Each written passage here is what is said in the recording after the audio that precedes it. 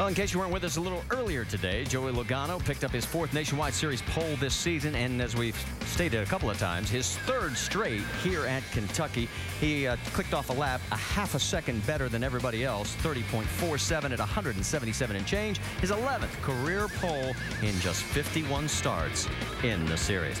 Across the top of the screen will be our starting field, and a career best start for Josh Wise and Coleman Presley, both of them junior motorsports machines. Those that didn't make the field, Brian Keselowski and Kenny Hendrick. Let's talk to our in-race reporter, Rusty. Joey, Rusty Wallace, ESPN, you got us? I got you.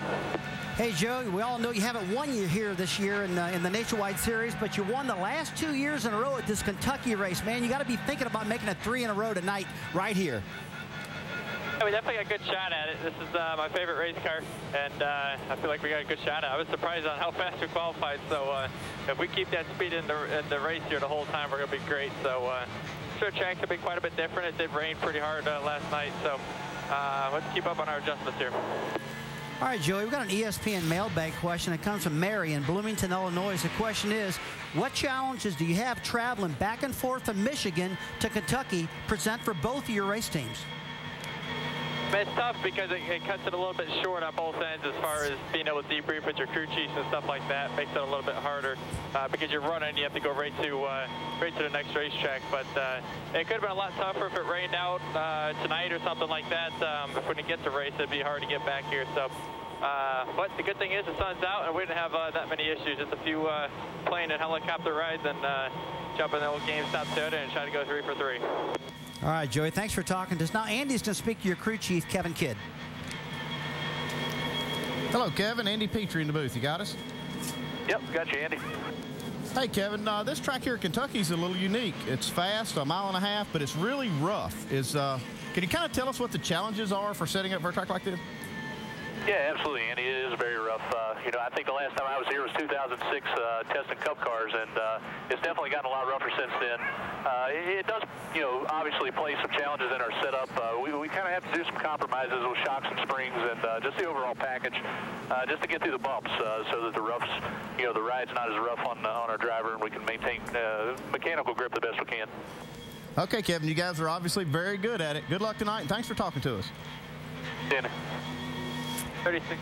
All right, let's take a look at the rest of the onboard cameras. You already know we have one with Joey Logano. How about with Mr. Scott Ryan's in the number 11, then Justin Allgaier, Brad Keselowski, Eric McClure, Mike Bliss, Stephen Wallace, and Trevor Bayne. And our over-the-wall reporter is going to be Mark Hollywood Armstrong, front tire changer on the 66. Hollywood, there's something special about this track. Tell us about it. Well, Marty, pit crews talk about it every time we come here. It's this very small surface that the guys have to stand on before a pit stop, and it's very hard to balance on. So this could cause some big issues tonight on pit road. Guys? We've actually seen guys holding on to the back belt sometimes to keep them from falling off. Yeah, it's like a balance beam down there. All right, well, let's talk about what's happening on pit road. Get the latest update. Dr. Jerry Punch, you're up. Thank you, Marty. In Coleman Presley's debut last week for Junior Motorsports, he spun on lap 4. Now, crew chief Tony Urey Sr. told me it took him half the race to calm the young man down. But when he did calm him down, he drove like a veteran and finished a respectable 12th. This is his last scheduled race tonight in the 88 car, unless he makes something happen. Now, those of you who watched his dad, Robert, and grandfather, Bob, drive know that when the Presleys absolutely had to make something happen, they did. So stay tuned. Vince? Presley's teammate for Junior Motorsports, Josh Wise, was also impressive in his debut for Junior Motorsports last week. He ran all night long and finished 16th. They felt like they had a much better car than even 16th would indicate. But the key was that they ran all night long. They haven't been able to do that much in the 7 car this season. They feel as though they've got a top 10 car tonight. Josh Wise qualified 4th. But the key for the team is staying in the top 30 in points, so Danica Patrick is securely in the field when she returns in 2 weeks. Dave Burns? Vince, Mike Bliss is in the 33 car again this weekend, and I asked Mike if he feels any pressure knowing that owner Kevin Harvick has won twice in the car this year, and he says, I don't feel any pressure to prove anything. The equipment is good. I know what I can do as a driver. They know what I can do with their car, and he proved it last week with a top 5 at Nashville. Jamie?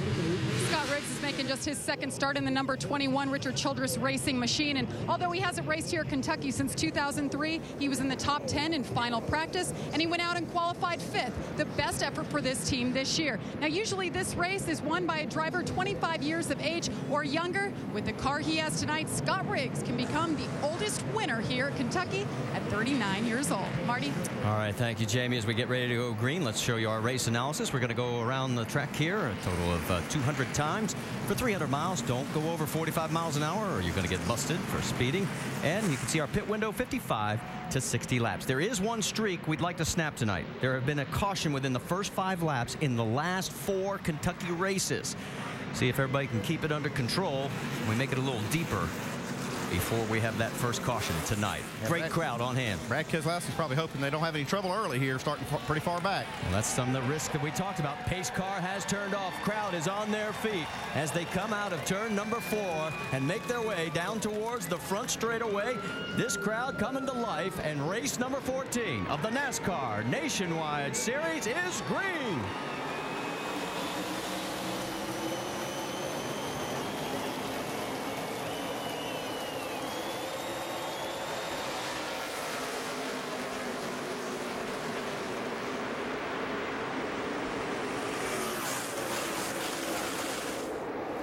Down the back stretch, everybody so far nice and clean. Joey Logano with Justin Allgaier right behind him. And Allgaier moved into second space, and boy, they're trying to open up some space already. Oh, we got some trouble in turn 3 and 4. Oh, we got a car sideways, and no, it's Brian Scott. Can he keep it off the wall? He just touches it. Now, will they bring out the caution? The caution is out. So, okay, will it roll? Come on, come on. We saw a lot of racing back there, 3 wide. Unfortunately, we didn't make it again. Nope. Yeah, no patience back there right now getting to turn 3. They're trying to get it done. And remember, guys, after they got done qualifying here today, we had another rainstorm, so the track's really green right now. No grip. Looks like he just got loose. Let's take a look at the replay here. Keep an eye on the 11 on the high side there. Hey, you see it's just in a hurry. Beckett 3 wide off of turn 2. Now, this is coming down the back straightaway into turn 3. And these guys are teammates at 38 and 11 car of Jason Leffler. Oops, looks like they're trying to almost make it 4 wide and it just didn't work. And Jason just got up and his teammate, the 11 car, all accidental. But man, Andy, it's a lot of racing the first corner going into turn 3, I thought. A little aggressive. And that is bad when it's your teammate that takes you out. All right, let's go on board with Brian Scott, and this is what he saw as he does some damage to the back of that number 11. And that's what it looked like. And that's what it sounded like.